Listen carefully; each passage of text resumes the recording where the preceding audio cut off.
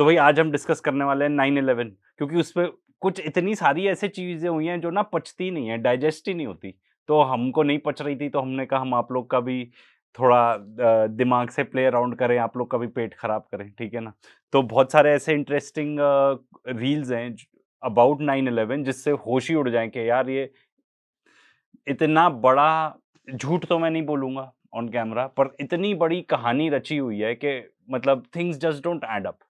तो कुछ ऐसा कंटेंट हम अभी देखेंगे। What is the official reason for the collapse of the World Trade Center towers? Well, we're told that the planes hit the buildings and there was an explosion and a fire, and about an hour and a half later, in the case of the North Tower, the buildings collapsed due to structural weakening due to the fires. The problem is that we don't have large gradual deformations associated with collapses, and fires in high-rises have never brought down a steel frame high-rise building at all, ever. And what we have, unfortunately, is the evidence in the Twin Towers and the third skyscraper to collapse that day, which most people don't know anything about it. We have the evidence of the 10 key features of controlled demolition. In the case of Building 7, it collapses straight down into its own footprint at free fall speed in the first 100 feet. It's dropping, as you can see, symmetrically, smoothly, at free fall speed in the first 100 feet, 2.5 seconds. This is uncanny. There's 40,000 tons of structural steel designed to resist this collapse. So we have 700 architects and engineers demanding a new investigation as a result of this evidence and the evidence in the World Trade Center that is very explosive. Almost every architect and engineer we show this information to agrees with us that these are controlled demolitions. If we can get them... मतलब ये बात कर रहे हैं कि जैसे aircraft आए, ठीक है, अपना बिल्डिंग के ऊपर लगे। ये पर्टिकुलर जो बिल्डिंग है, बिल्डिंग 7, इसके ऊपर तो एयरक्राफ्ट भी नहीं भिड़ा था। तो वो ये बता रहे हैं कि भाई सिर्फ अगर मान लो आग जल रही है, सिर्फ आग जलने से ऐसे बिल्डिंग कोलैप्स ही नहीं होती। इसमें सारी चीज़ें कैरेक्टरिस्टिक उस चीज़ की हैं कंट्रोल्ड डेमोलिशन की। जैसे आपको बिल्डिंग मान लो गिरानी है कोई, तो आप उस पे जाके एक्सप्लोजिव्स प्लांट करोगे एकदम प्लान्ड तरीके से, एंड तभी वो जाके बिल्डिंग इस तरीके से गिर सकती है एकदम धर, धर, धर, धर, धर। तो ये वाली जो बिल्डिंग 7 की बात कर रहे हैं, इस पे तो एयरप्लेन भी नहीं भिड़ा था। वो बता रहे हैं कि वर्ल्ड ट्रेड सेंटर 1-2 में एरोप्लेन भिड़ा, ठीक है? उसके हीट से इतना सा पूरा डैमेज हो गया। तो कह रहे हैं ऐसा हो ही नहीं सकता। और एक और चीज़ भी है वर्थ नोटिंग कि वर्ल्ड ट्रेड सेंटर 1-2 और जिस पे प्लेन भिड़ा, उसके बीच में एक और बिल्डिंग थी, फिर बिल्डिंग 7 थी जो एक्चुअली कोलैप्स हुई।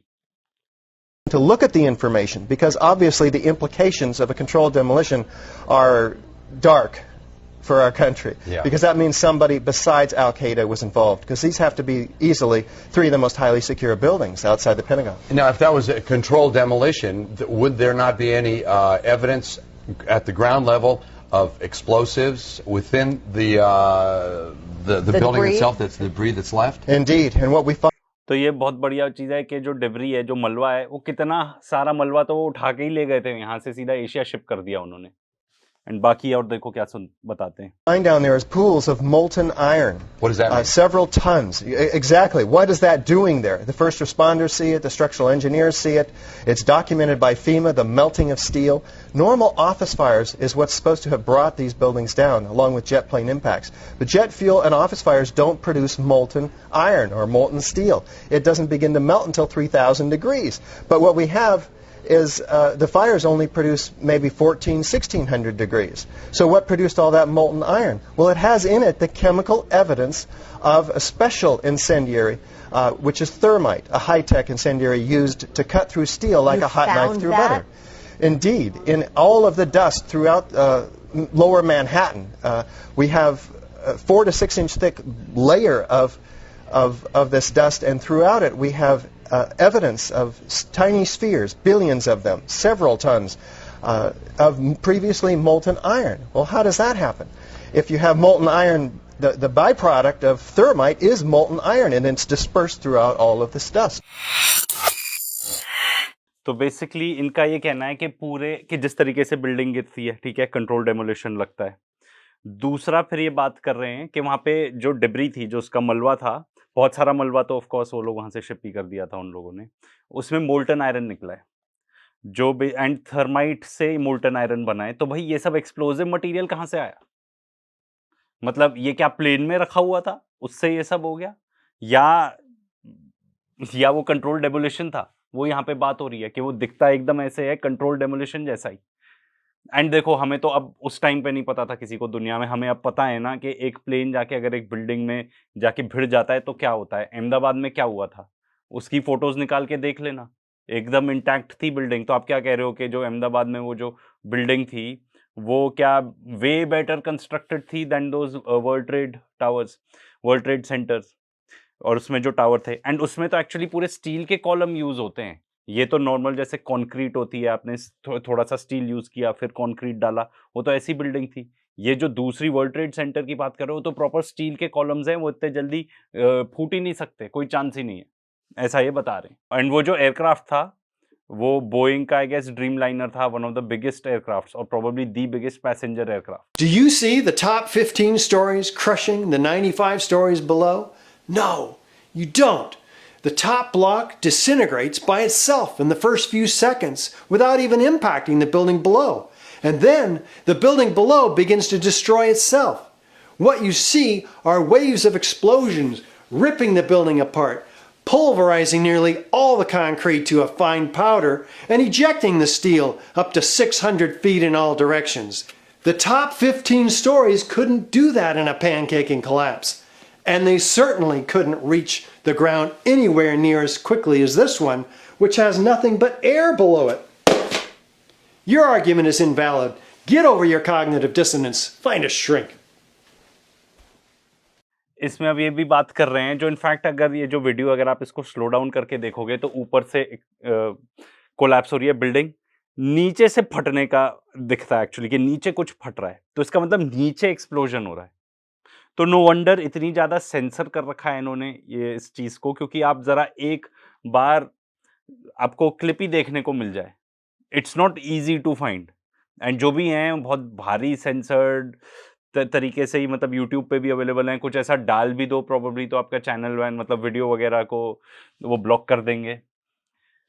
यू कैन सी के ऊपर से फट रहा है और फिर नीचे से एकदम फटता है, बूम। ये वाला जो था इसको स्लो मोशन में देखना, ऐसा दिखता है। तो वही जब इस टाइप की चीजें होंगी, मतलब कि भाई प्लेन, मतलब इसको एक्सप्लेन ही करना मुश्किल है, एकदम फटते हुए नीचे आ रही है, कंट्रोल डेमोलिशन पूरा लग रहा है। इसमें एक और चीज ये है कि भाई जैसे मान लो एयरप्लेन जाके भिड़ा, ठीक है, आग वाग जलेगी, कुछ ऐसे नीचे नीचे नीचे ऐसे एक्सप्लोजन थोड़ी होगा, मतलब कोई चांस ही नहीं है।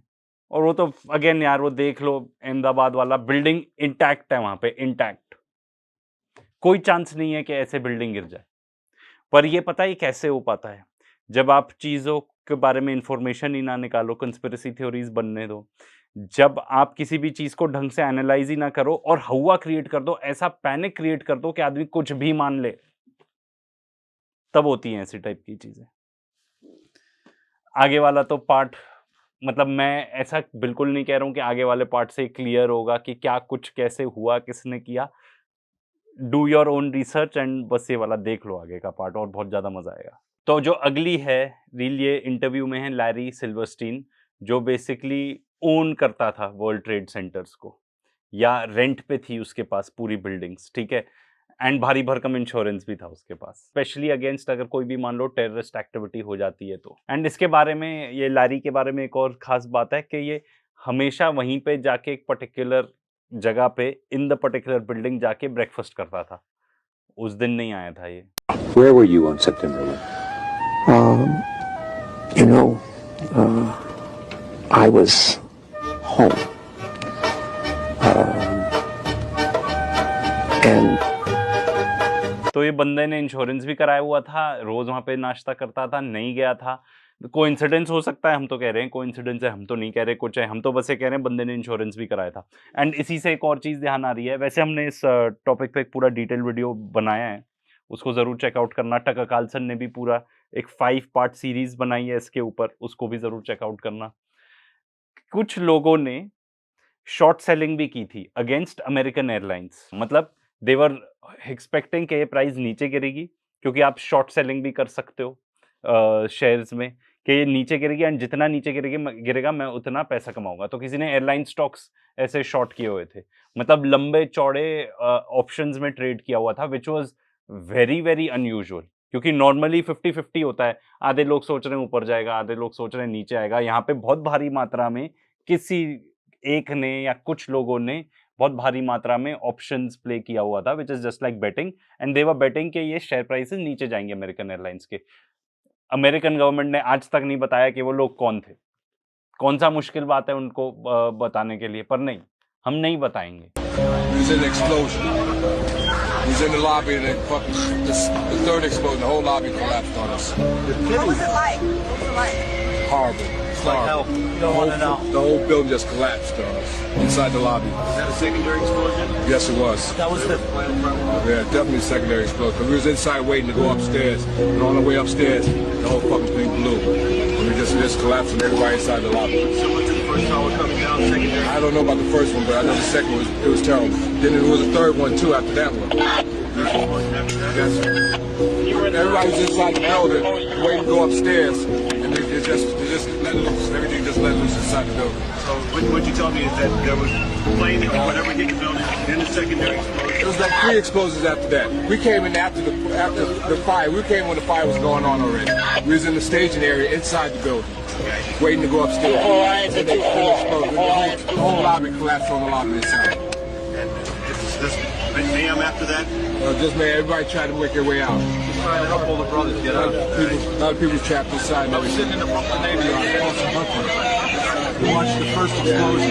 As we watched the building, we saw a black, very large airplane fly right into the second building. It came out of the south, right in front of our eyes. It was so surreal, like a movie set. Second and third explosions also, right? We were in the building for the third one. It collapsed. I was on this drive here for the other one.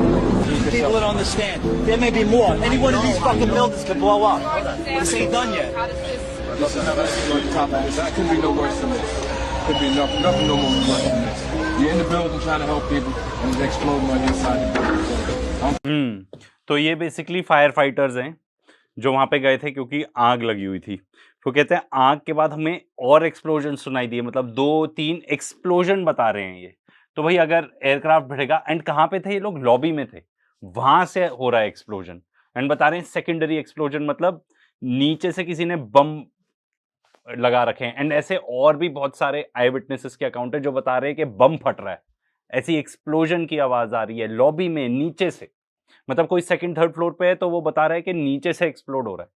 भाई plane तो ऊपर थे ना, और ऊपर से American airlines के वो बता रहे हैं एयरक्राफ्ट, बट ये बता रहा है काले रंग का था एयरक्राफ्ट।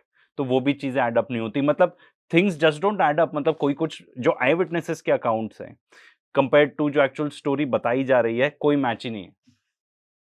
तो इससे तो सॉर्ट ऑफ प्रूव हो जाता है बियॉन्ड द पॉइंट के जो लोग वहां पे थे बेचारे शौक में ही थे उस टाइम पे, कोई ऐसी एकदम हालत में नहीं है कोई कुक्ड अप स्टोरी आपको बता दें। एंड वो जो बिल्डिंग 7 के बारे में ना एक और मजेदार बात है, कोलैप्स होने के 20 मिनट पहले ही बीबीसी ने रिपोर्ट कर दिया था कि बिल्डिंग गिर गई।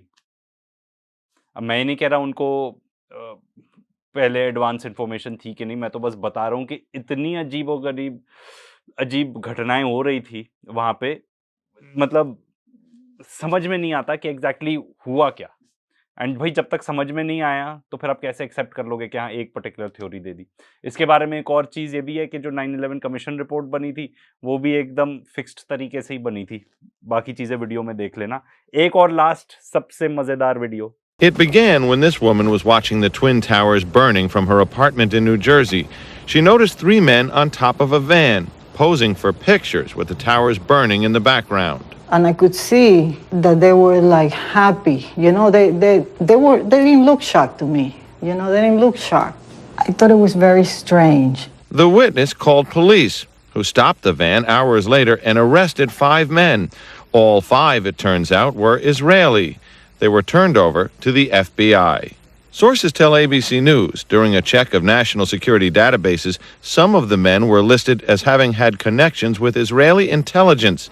At the FBI, that set off alarm bells. The FBI needed the answers to 3 important questions. Who were these men? What brought them to that parking lot on the morning of September 11th? And did they have any advance knowledge of what was going to happen that day?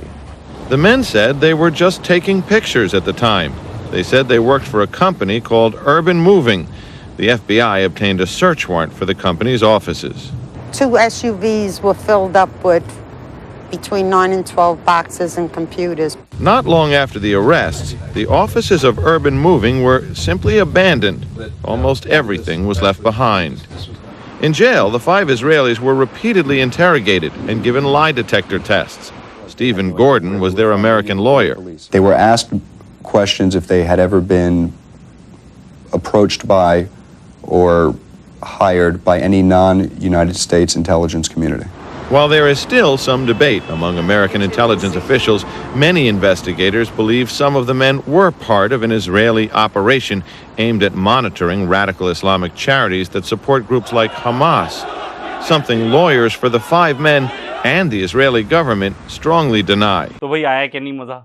मतलब वो जो lady है वो बस ऐसे ही बाहर देख रही थी, कुछ लोग हैं वो फिल्म कर रहे हैं, रिकॉर्ड कर रहे हैं वर्ल्ड ट्रेड सेंटर को जस्ट एज प्लेन आता है, ठीक है, एंड वो खुश हो रहे हैं कि भाई वाह ये सब हो गया। इजरायलीज थे वो, उसमें कोई डाउट नहीं है। भाई क्या कर रहे थे ये लोग? एंड ऐसे डाउट्स भी हैं कि दे वर लिंक्ड टू इजरायली इंटेलिजेंस। मतलब इतना बड़ा कोइंसिडेंस कि बंदे फिल्म कर रहे हैं उसी टाइम पर जब वो फ्लाइट आने वाली है। एंड मतलब इसमें इतनी ज़्यादा अंधेर गर्दी है ना। अब मैं कोई इजराइल कनेक्शन आपको दे नहीं रहा हूँ, मैं तो बस ये कह रहा हूँ हमारा वीडियो जाके वो वाला भी देख लेना, उसमें और बहुत सारी इन्फॉर्मेशन है। मतलब इतने मतलब दुनिया को कैसे चू बनाना है ना, वो मुझे लगता है इस पर्टिकुलर इंसिडेंट में सामने आता है एकदम, कि कैसे आप पूरी दुनिया को चू बना सकते हो।